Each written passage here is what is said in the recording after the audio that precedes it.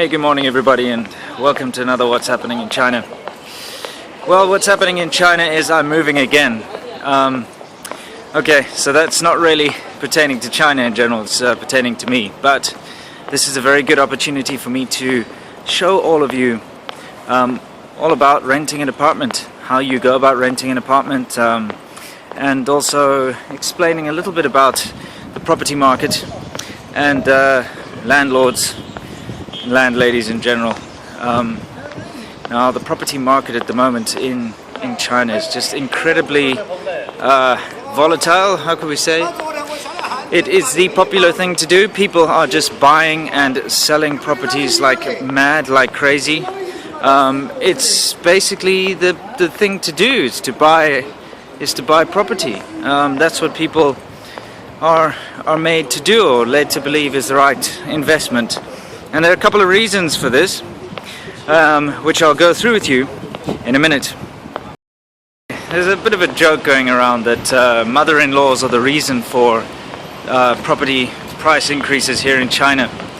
And that is because in China it's kind of a given. If you're going to get married, one of the sort of unspoken prerequisites is that you have a house. If you don't have a house, then your girlfriend is not going to marry you, basically. Your girlfriend's parents are going to refuse to let you marry their daughter. So having a house is sort of priority number one. A job, a house, and then the car comes later. But that's part of the way China works. So, you know, owning a house or a property is now built into the cultural norm. So there is of course a huge demand for owning property.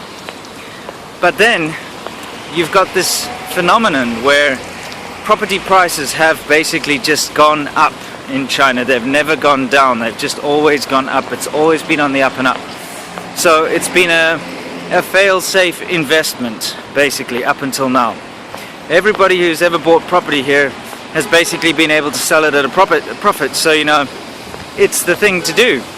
So everybody's investing in property. People are buying multiple apartments. Property prices, rent prices continue to rise, but just to a ridiculous point. And it's all driven by sort of a false, what do you call that, a false demand. Because it's not people just wanting to buy houses now, it's now people buying 5, 6, 7 houses or apartments. Now the Chinese government is putting a lot of effort into cooling down the market. You know, they are trying to force people to only be able to buy 1 or 2 houses. But then what people do is they get around this by sort of buying apartments in family members' names, in friends' names,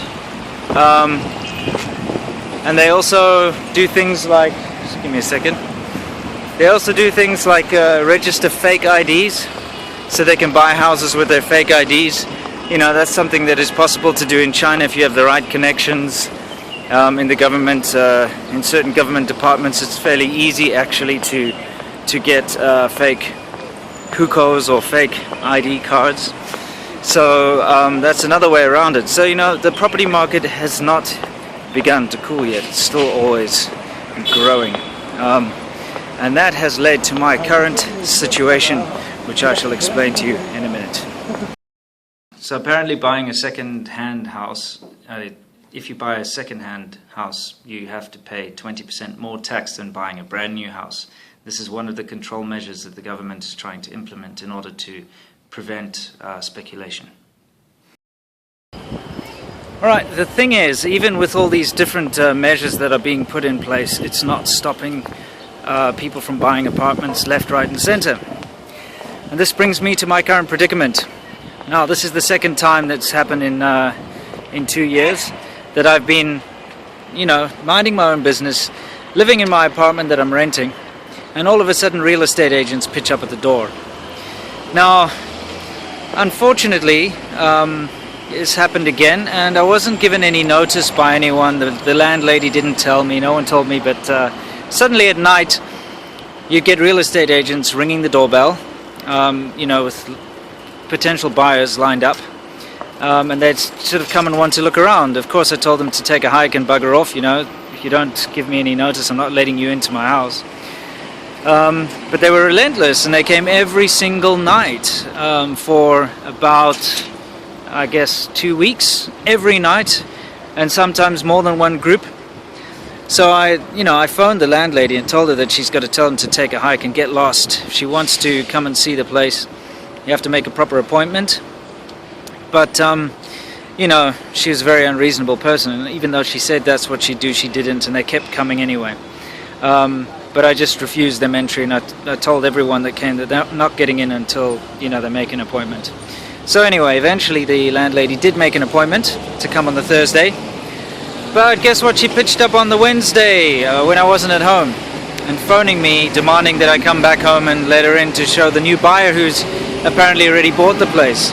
So what she'd done is she'd gone and sold the property, sold the apartment, without anyone having even seen it. So the buyer had not even seen the place, but had already bought it. It just shows you how crazy the property market is around here.